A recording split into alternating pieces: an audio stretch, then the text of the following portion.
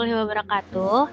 Kami dari kelompok 1 dari kelas 01 SAKP 012 ingin mempresentasikan tentang pengantar ilmu ekonomi mikro dari halaman 1 sampai dengan 10.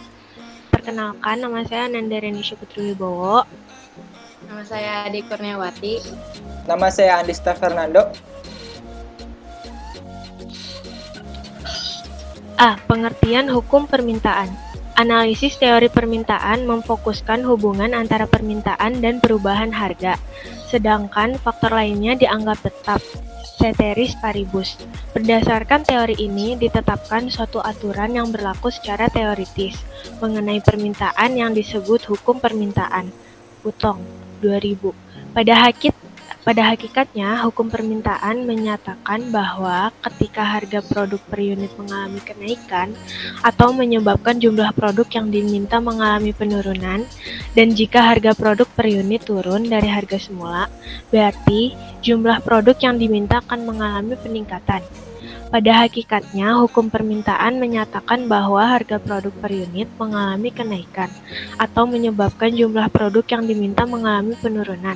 Dan jika harga produk per unit turun dari harga semula, berarti jumlah produk yang diminta akan mengalami peningkatan. Dengan kata lain, permintaan berbanding terbalik dengan harga, di mana hukum permintaan ini hanya berlaku jika asumsinya ceteris paribus. Secara matematis, jumlah permintaan atas suatu produk dapat dirumuskan sebagai berikut. Q sama dengan A dikurang B, P. Keterangan rumus. Q sama dengan A min B, P. Q adalah jumlah produk yang diminta, A adalah konstanta, B adalah koefisien arah garis kurva atau tingkat sensitivitas harga produk terhadap jumlah produk yang diminta, P harga produk diminta per unit atau permintaan demand. Kasus-kasus untuk menunjukkan permintaan dalam suatu range. 1. Jumlah permintaan akan meningkat atau semakin banyak. Hal ini disebabkan daya beli konsumen terhadap produk semakin kuat. Karena turunnya harga produk per unit berarti harga produk tersebut lebih murah daripada harga produk sebelumnya. 2. Tidak ada permintaan atau demand sebesar 0. Mengapa? Jika penurunan harga produk per unit terjadi terus-menerus, justru akan direspon oleh pasar dengan tidak adanya permintaan, karena diasumsikan jika produk yang sudah tidak ada harganya menunjukkan produk tersebut sudah tidak ada manfaat sesuai dengan fungsinya.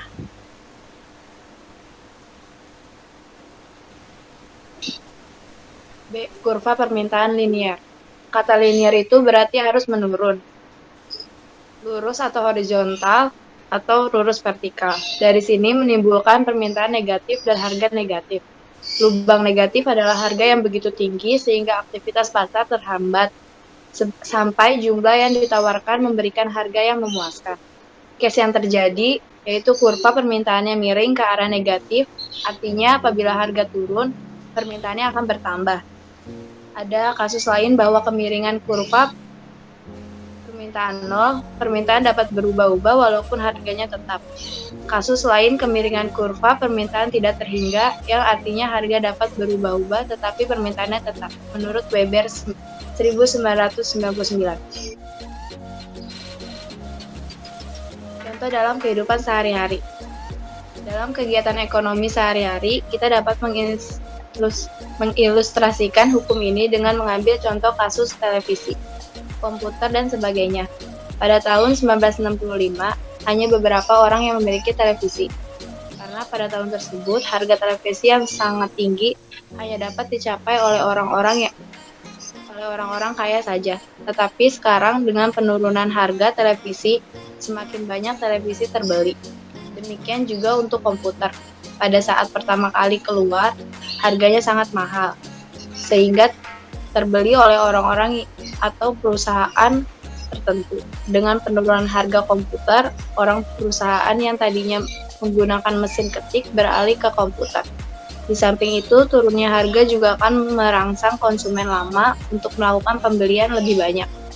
Sebaliknya, naiknya harga barang akan menyebabkan sebagian orang-orang membeli barang tersebut lebih sedikit. Menurut Barudin 2003.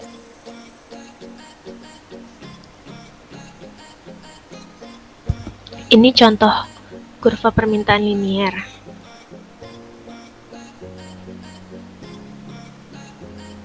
C. Pergeseran kurva permintaan. Pergeseran kurva permintaan adalah kondisi perubahan jumlah barang yang diminta meski harga yang berlaku tetap atau tidak berubah. Pergerakan tersebut akan memberikan dampak perubahan pada hubungan akan permintaan suatu barang atau jasa. Yang telah dijelaskan di atas berlaku bila dalam kondisi ceteris paribus, namun bagaimanakah iklan di atas tidak berlaku? Sebagai contoh, pada periode tertentu meskipun terjadi perubahan harga, tetapi juga terjadi perubahan pendapat individu atau masyarakat. Apakah yang terjadi pada jumlah barang yang diminta dan diminta? Contoh pergeseran kurva permintaan. Misalkan seorang individu pada periode tertentu memiliki pendapatan sebesar 100.000 dan harga barang per unit 1.000, barang yang dapat dibeli adalah sebanyak 100 unit.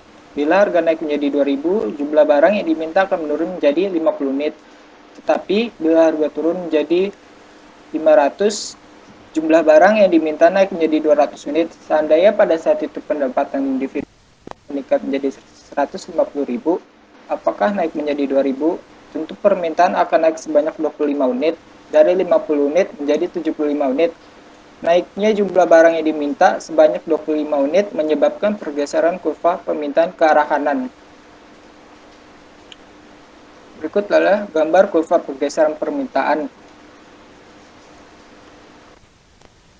D. Permintaan perseorangan dan permintaan pasar.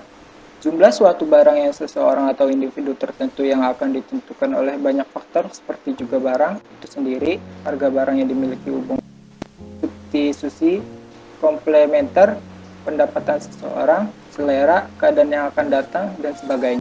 Dengan asumsi ceteris paribus, daging sapi menunjukkan permintaan seseorang akan daging sapi. Fungsi permintaan tersebut menunjukkan hubungan antara harga dengan jumlah yang diminta. Sekian, mohon maaf bila ada salah kata atau kalimat. Sekian dan terima kasih. Assalamualaikum warahmatullahi wabarakatuh.